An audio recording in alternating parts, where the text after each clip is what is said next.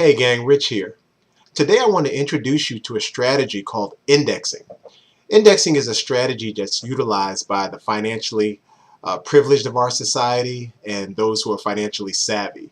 Unfortunately, I'd say over 95% of society will never be introduced to the strategy of indexing.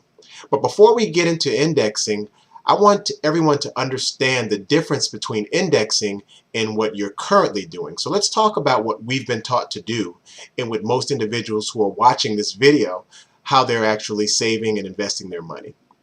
Now, most individuals in our society are putting monies away into qualified plans, such as 401ks, 403bs, 457s, IRAs, etc.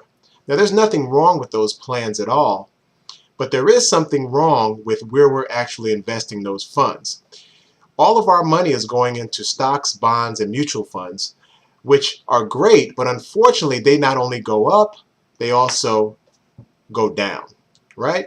So everyone learned that in 2008, 2009, when we had the beginning of what we call the Great Recession, that I believe we're still in right now, but the bottom line is that many individuals lost over 50% of the money that it had taken them over 30 years to save within a short period of only about a year and a half.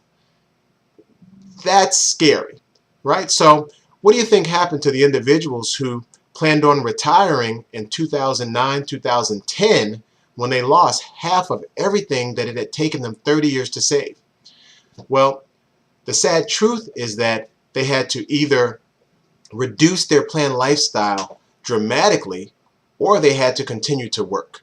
Right now, many individuals pulled out of that market because it's just so unpredictable. They didn't know whether the markets were going to continue to go down or were they going to bounce back or whatever. They just couldn't take the chance. Right? That's what I call being, once again, at the mercy of the market. Now, the difference between that and indexing is that individuals who utilize the indexing strategy did not lose a dime of their principal when the markets fell over 50% in 2008, 2009. That's right, they didn't lose a dime of their principal when the markets fell over 50%. The reason is when you utilize the indexing strategy, you have a floor. In most instances, the floor is zero, which means the worst they could possibly do, even during a negative year of negative 50%, the worst they could do is zero on their money. I know it sounds unbelievable, but it gets even better. On the upside, though, these individuals could earn anywhere between 6% all the way up to, in many instances, 17%. There are even, believe it or not, vehicles that have unlimited upside.